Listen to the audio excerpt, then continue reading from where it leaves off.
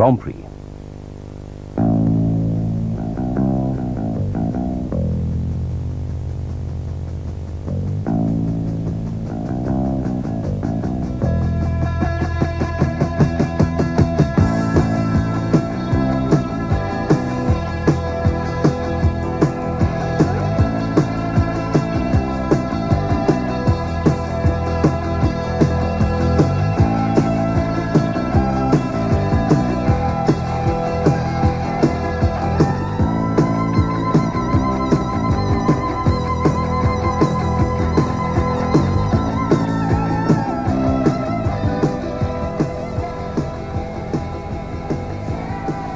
The magnificent 3.7-mile Österreich-ring in Styria is a driver's circuit whose 150-mile-an-hour lap calls for superlative judgment, a lot of courage and tough tyres. With 11 of the 16 World Championship races over, Alain Prost leads his McLaren teammate Niki Lauda by 4.5 points, with De Angelis third, 17 points behind Prost. But those who say the Drivers' Championship's a foregone conclusion should look at history. With only 4 races to go last year, Prost led Piquet by 14 points, but it was Nelson who ended up number 1. So with 125 points still to be won this year, with Brabham, Renault, JPS Lotus and now Williams and Toleman, but seemingly not Ferrari, all potential winners, Prost and Lauda certainly can't relax. Although McLaren, with well over double Ferrari's points, look unbeatable in the Constructors' Championship. In pole position on the starting grid, it's Nelson Piquet, for the 6th time this year, at a shattering 154 miles an hour, just ahead of the formidable Alain Prost, with Elio De Angelis third, Niki Lauda, yet to win his home Grand Prix, 4th, the 2 Renaults of Tournbay and Warwick, 5th and 6th, Fabi 7th and Nigel Mansell 8th. Keke Rosberg 9th, Ayrton Senna a fine 10th in his Toleman, and the 2 Ferraris of Alboreto and Arnoux down at 12th and 15th. And for the first time since 1967, with both the Tyrrells failing to qualify, not a single car on the Grand Prix grid is powered by a Ford Cosworth engine. The end of an era. And this is the race where Piquet has to beat the McLarens to keep his championship hopes alive. Not for the first time this year by a long chalk, a Grand Prix has been stopped, the Austrian Grand Prix, because when the lights changed colour, and that is the controversy at the moment, what colour they changed to, whether it was to yellow to abort or green for go, Elio De Angelis and, we are told, Hub Rotengatter, the Spirit driver, had their arms up, which indicated that they were not ready to go. Therefore, although the cars were racing on the first lap, the red flags came out, the drivers stopped, and now, 35 minutes after the original start, the Austrian Grand Prix will be restarting. And Piquet's left again, and Prost gets away again. Ed De Angelis gets away well this time and gets ahead of Niki Lauda as they stream up, and it's Piquet going through. It looks as though Piquet's going to lead coming out of the Hella League curve, and they're all away clearly except Fabi, who is stuck, and Piquet leads from Prost and I think it's Tollway, one of the Renaults, and there is Ghinzani going off in the Osella, being passed by Rotengatter, who has already passed one of the Rams, and it is Nelson Piquet leading into the Glatz curve on lap 1 with the McLaren and the Renault behind him. Then Elio De Angelis, and they go up to the fastest part of the course, which is 190 miles an hour. Yes, and that was a clear, the start then was a clear demonstration of the BMW's excellent power, because as Murray rightly says, as you saw, Piquet didn't get away very well, and yet he was able to power his way up the hill and claw back the lost ground at the start to get level going into the first corner and to come out the winner of that particular battle. So Nelson Piquet in the lead where he has to be to keep a grip on the championship, and we'll wait and see how they settle down. Piquet, Prost, Warwick, and Lauda and Senna and Rosberg, Alboreto, Arnoux, and there is the race leader, almost at the end of the first lap, out of the Jochenried curve. And Derek Warwick is hanging on superbly in third position. 1 lap completed, 50 to go. The Brabham leads. It's Prost in second place, Warwick in third place, up to the Helleleek curve, hard on the brakes. It's Tombay third, Warwick fourth, De Angelis fifth, Lauda sixth, and Senna in sixth position. Yes, De Angelis made a bit of a mistake coming out of the previous corner, the Jochen Rindt curve, onto the start-finish line, and that let Derek Warwick move up a place. And I'm aligned to Patrick Tombay, who got away from fifth position on the grid to third position in the race, and that's exactly where he is now. So it's Brabham leading, McLaren second, Renault in third position, and Alain Prost, of course, could, although I doubt that he will, stay there quite happily. And you probably noticed that Niki Lauda has now got ahead of Warwick and is in fourth position and closing up, and there he is doing so on Patrick Tombay.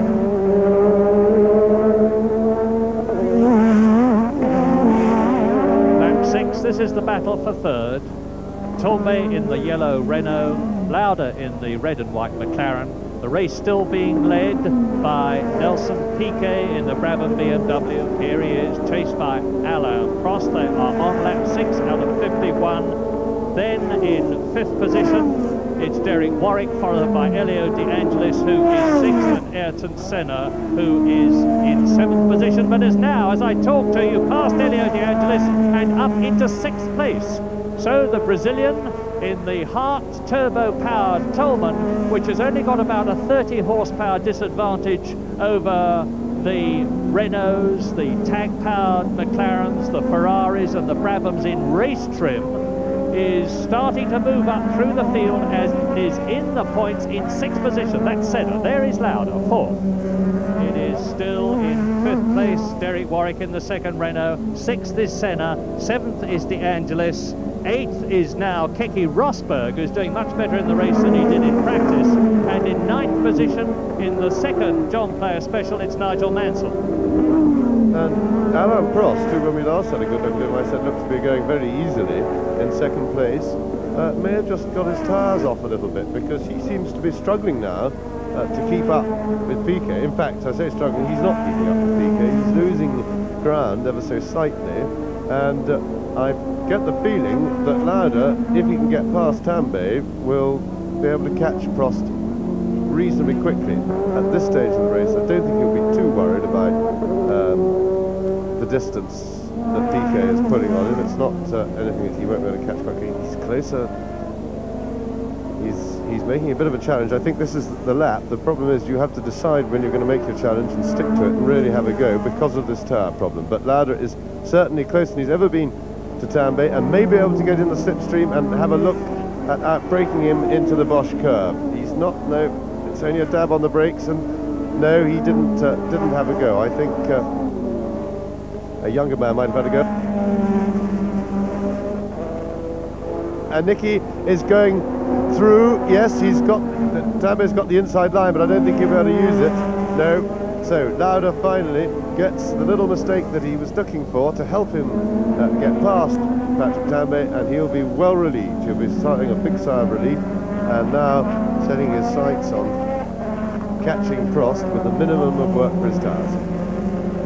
Well, the gap was 2.8 seconds between Prost in second place and Tombay, who was then third, with Lauda right behind him. It'll probably be a bit more than that now, because Lauda may have lost a little time getting past Patrick Tombay, but you can see the way that the Austrian is now pulling away from the Frenchman Patrick Tombay. You can see too that Prost is out of sight, literally, as they go into the Helleleek chicane. They are on their 10th lap in this 51 lap race, so just about 1/5 race distance, and it's Piquet leading, Prost second in the McLaren, now third Lauda in the McLaren. Fourth is Patrick Tombay. In fifth position now is Elio De Angelis.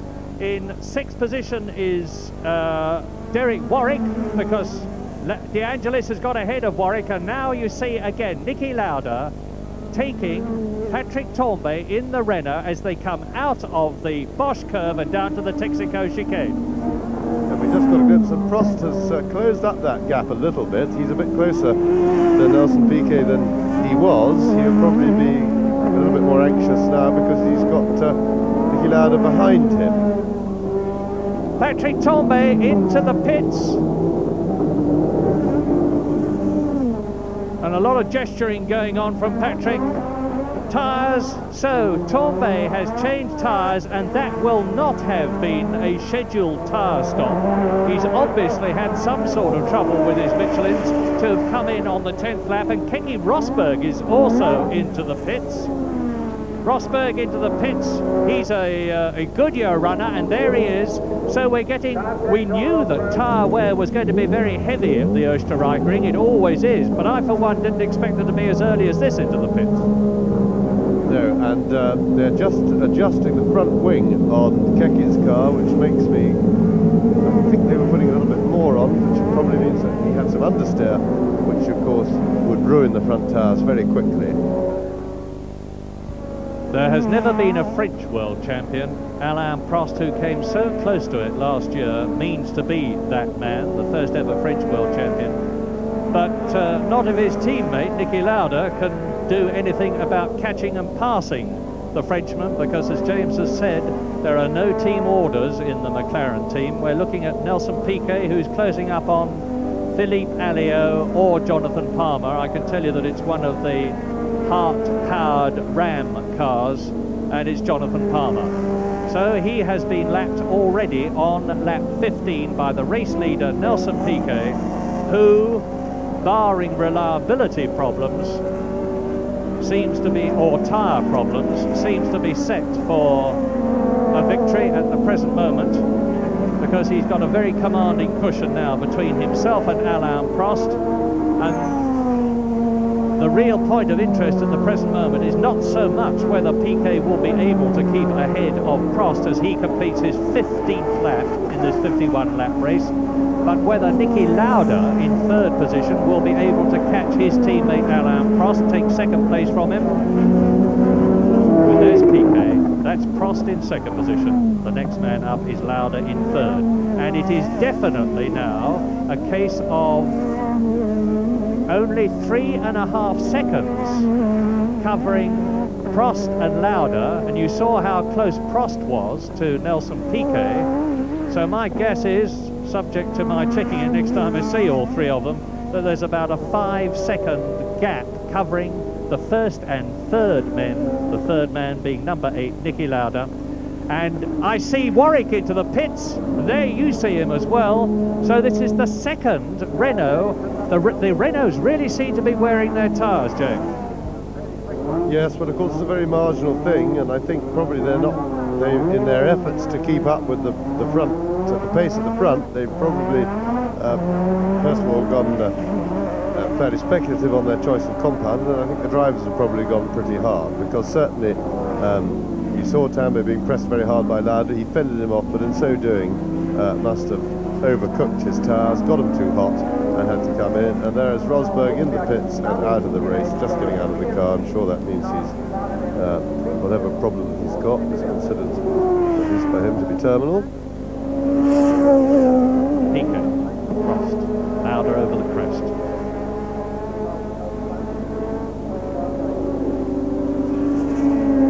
Down to the 140-mile-an-hour Bosch curve, and out goes the Renault of Derek Warwick, who has retired from the Austrian Grand Prix. So the Renault reliability bogey has struck again, and it will be an unhappy Derek Warwick. Big puff of smoke hanging over the circuit there. Probably a campfire, hopefully. I didn't see any problem in the foreground. And there's an enormous crowd here on this dull, overcast day. Well, now we've moved down the field a bit to watch the battle for 5th position between that car and that one. The black and gold one is in 6th place. It is the John Player Special Lotus of Nigel Mansell, and he's chasing Ayrton Senna in the Turbo Hart-powered Tolman, who has just lapped Gerhard Berger in the ATS, and Nigel Mansell will now have to do so. It's lap 22, with the battle now really developing for the lead between Nelson Piquet in the Brabham, Prost second, Lauda third, De Angelis is in fourth position. Yes, the diminutive Alain Prost, who looks as though he wouldn't have the strength to ride a fairy cycle, never mind pedal a McLaren as quickly as he's going, is definitely charging, forcing Nelson Piquet onwards, who's now up to one of the arrows. It's Boutsen, Thierry Boutsen, the Belgian, and in front of Boutsen is Arnoux in the Ferrari, and now Piquet's going to take Boutsen as they go down to the Bosch curve and close up on René Arnoux, who's going to have the ignominy of being lapped in a Ferrari by Nelson Piquet's Brabham BMW, which won't be enjoyed one little bit by the enormous Italian element of the Österreich ring today, watching and hoping as ever for a Ferrari victory, of which there's only been one this year, Alboreto in Belgium. So on lap 24, the Austrian Grand Prix, a 51-lap race, is being led, not commandingly, but fairly comfortably, by Nelson Piquet, followed by the two McLarens of Alain Prost, the World Championship leader, Niki Lauda in third place, fourth De Angelis, fifth Senna, sixth Mansell, seventh Tambay, eighth Alboreto, in ninth place Theo Fabi. So both the Brabham BMWs are going well. There's Ron Dennis and Crichton Brown and Alan Jenkins in the McLaren pit. Well, we're definitely about to see something pretty exciting, because the gap between Prost in second place and Lauda in third is down to just about 1.8 seconds now. The remorseless, the most experienced of all, Niki Lauda, is closing on his teammate, and René Arnoux is in for a fresh set of good years. And on lap 28, I think Niki Lauda there in third position is definitely closing the gap very fast between himself and the second place man Prost and the leader Piquet. Yes, he's visibly goes, whoops, and that's a bit like, that looks like one of the JPS Lotus's back view, I think, but of course I can't see from the back who it is, but whoever it is, yes, it is indeed, and that is De Angelis, and he's hurrying round because he's got a little fire going with the oil there in the back of his engine. That looks like a blown turbo, but it's certainly very terminal for De Angelis. No, Lauda was visibly closer then, and really coming into position to start challenging for those first and second places. Yes, and a pretty angry Elio De Angelis, because this is the second Grand Prix in succession that his turbo has gone. You will recall that it went in the German Grand Prix when he was in the lead, and he ripped his emergency air supply pipe off his helmet in some considerable dudgeon, high dudgeon, and is out of the race, and the wheel is turning, and De Angelis' fortunes are being reversed, because he had a superb record of reliability in the opening Grand Prix of the year. Now he's retired in both Germany and Austria, and that could well affect his placing in the championship. Piquet looked pretty slithery through there, and that is one of the McLarens, and that's Alain Prost. Now what has happened to Prost? But there is oil on there is definitely oil on the track, because Piquet was sliding about there, and that would be from De Angelis, who didn't pull off the circuit but decided, we've seen De Angelis do that before, he doesn't like walking, I don't think, but so he drove around dropping oil on the track, and Alain Prost has blown it again. And a very anxious looking Ron Dennis waiting with Prost board, and this is the moment that transforms the World Championship, because Alain Prost is going to finish with no points. I was talking earlier on about the possibility of Prost settling for second place, and in order to get 6 points, well now, for whatever reason, it's been blown, and Alain Prost will have no point. If Niki Lauda can keep going, and he's now in second position, there he is, he will have at least 6 points and will finish ahead of Alain Prost in the World Championship to lead it by 1.5 points, if that happens. But we're on lap 30 in this 51-lap race with Piquet leading. Yes, and Lauda hasn't done what he did in Dallas, and that was last so much when you saw Prost go off that he forgot to look where he was going and fell off himself. He's kept it going. Well, a little bit of sympathy for Prost, because there was oil on the track, but we've seen Prost crack under pressure too many times now for it There, you can see the oil. You could see the oil on the track. It looked wet there, and that was very naughty by De Angelis. But the point is this: that oil is visible on the track to a driver, and the others saw it, and Prost didn't. And Prost maybe was too wound up. The pressure seems to get to him. He cracked under the pressure and took himself and Piquet off at Zandvoort last year, which was the turning of the tide of the World Championship for him. It lost him. Undoubtedly, that mistake cost him the World Championship last year. He had the championship really locked up this year when a win in Dallas, when he was leading near the end of the race, when he fell off again. A very hard race, very difficult one, but he was unable to cope with the pressure. And now, admittedly, it was unfortunate that the leaders were the first to hit that oil slick, but you should be looking where you're going, and you can see it. And Piquet, for example, was going very hard. We saw him slither about on that oil slick, but he kept it together, and Prost didn't, and this may be the difference between the two. But in the meantime, this is a golden opportunity for Niki Lauda to put himself on top of the championship, and I think that Niki will desperately want the 9 points and won't be too thrilled with sitting behind Piquet for 6. So he's now got the second half of the race to get stuck in hard on Nelson Piquet, who will be very difficult to pass because the Brabham is very quick in the straight line. But just look at the way that Nelson Piquet is being reeled in by Niki Lauda. I think he is going to pass him, and very soon too. This is lap 31 in this 51 lap race, and if Lauda gets past Nelson Piquet, which seems highly likely, the enormous Austrian crowd will positively erupt, because Niki Lauda, for all his success, has never won his home Grand Prix, and he's right with Nelson Piquet. I can hear the crowd roaring in the background as Lauda on lap 32 comes right up almost to the gearbox of Nelson Piquet's Brabham BMW, and is within striking distance of challenging the Brazilian world champion for the lead. That looks like Nigel Mansell pulling up to par.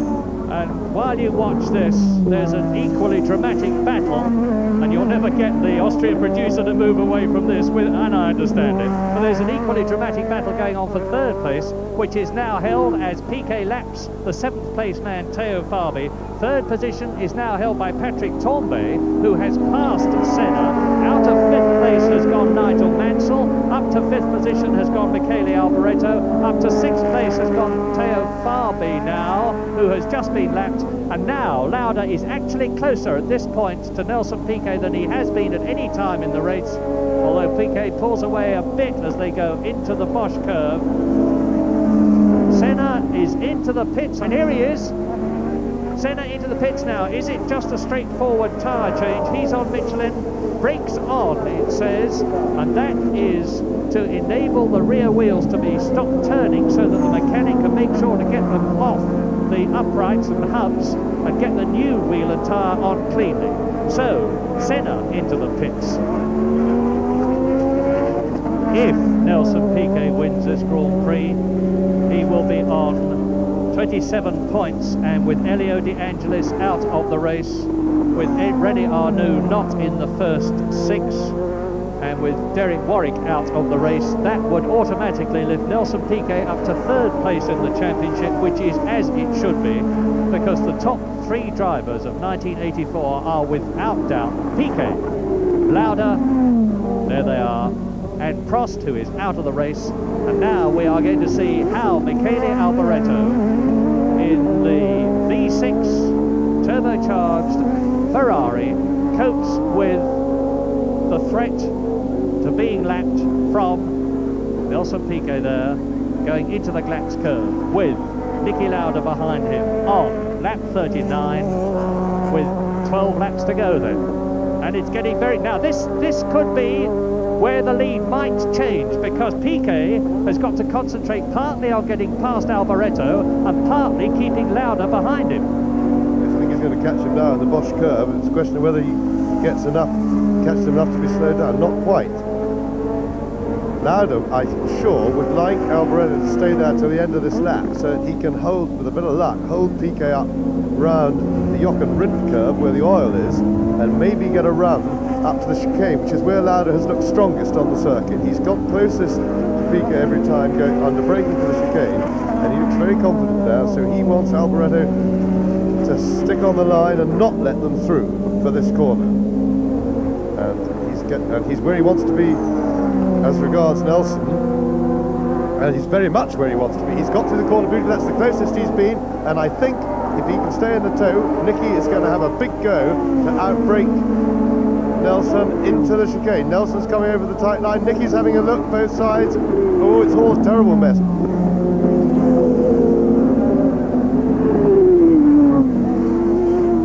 Well, Alboreto is in 4th position now, behind the 3rd place man, who is Patrick Tornby, that we haven't seen for a long time, and Lauda leads. Nicky Lauda takes the lead in the Austrian, his home Grand Prix, on lap 40 out of 51, and he's on his way.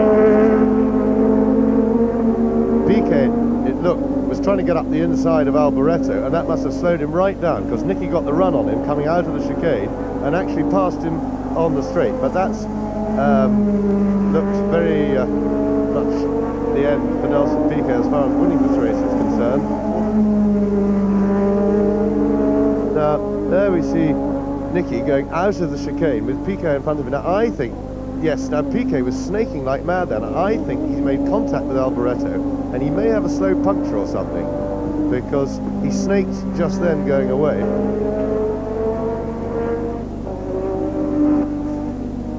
Well, either way, Nicky Lauda leads now. Here is Lauda passing Piquet on the replay, of course, and as you can see, Michele Alboreto, who Piquet was right with, has got well clear. So at that point, Nelson Piquet was in trouble, and it seems to me that James' hypothesis is obviously the right one, that there was a contact between the Brabham and the Ferrari, and now the new leader, Nicky Lauda, has got a rather easier problem in taking Michele Alboreto, because he hasn't got pressure from somebody else as Nelson Piquet had, and he's going to do it as they go up into the Hellenic curve. He goes smoothly through on braking to lap the man who is now in 4th position, Michele Alboreto. And that Nicky Lauda slowing down. He's got an arm went up then, so that means that Lauda is in trouble of some sort, it looks like. Now let's just keep an eye on him, because this will be very dramatic if Lauda's in trouble. We've got Piquet going very slowly. When they went past the start-finish line, then he was 7 seconds behind Lauda. Obviously limping, but he looks like a man who's out there trying to limp all the way to the line. So we'll just have to see how he gets on, because they still had the oil flag out on the, and that may be because of Tambay. He went past smoking, yes, and I see a line of oil going up the side of the track there. In fact, that's why they're coming over the other side of the track and coming back. And whether Tambay laid an oil slick around the chicane or not, I can't see one there, but I could see it on the straight. So that was, yes, and there's a bit of oil there. And there is Tambay looking as if he's about to stop the park, or is he going to save himself a walk, a la De Angelis?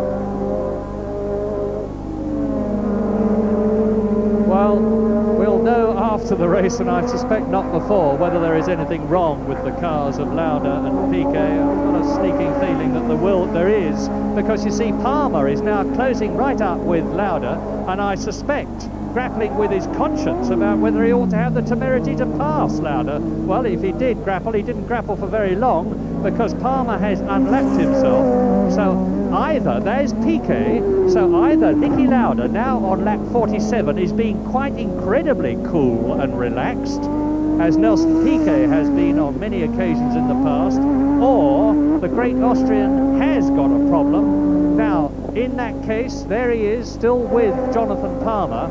Is Lauda's problem as great as that of Nelson Piquet?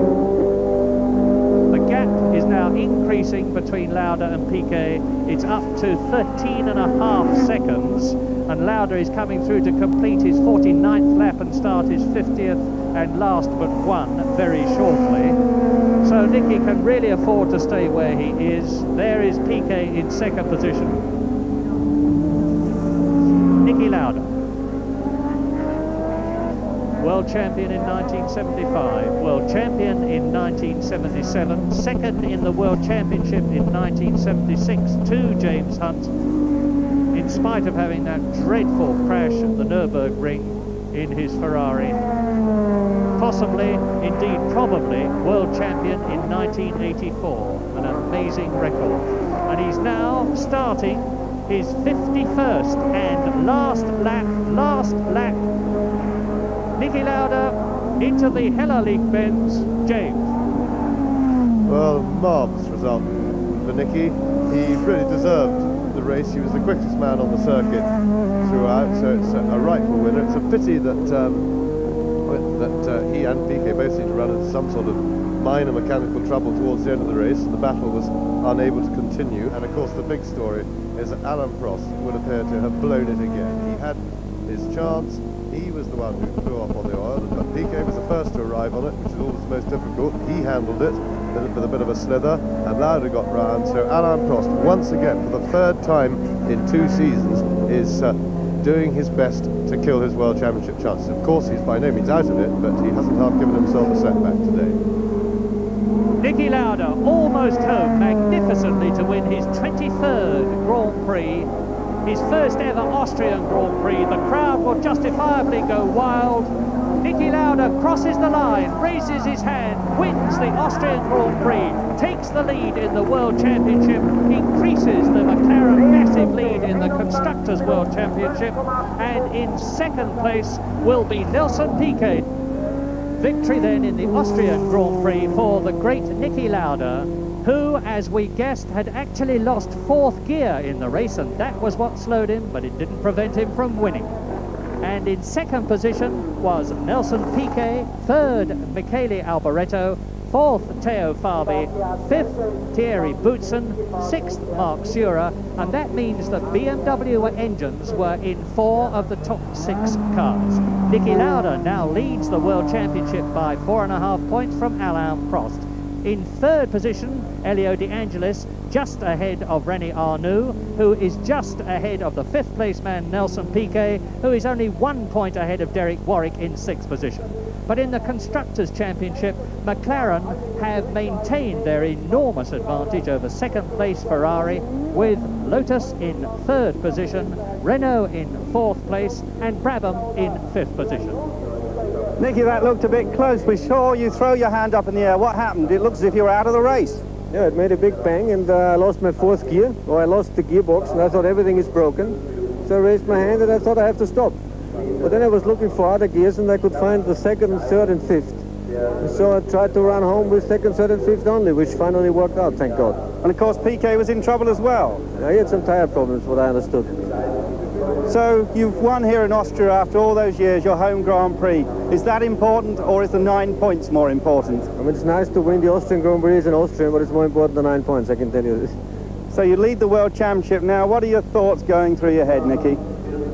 Just go home and relax. This is the first thing I'm thinking in the moment, because next week is the next race coming up, and I want to be fit for that one. There is only a 1-week gap before the next Grand Prix, which is the Dutch Grand Prix at Zandvoort next Sunday. Join us to watch the development of the 1984 World Championship.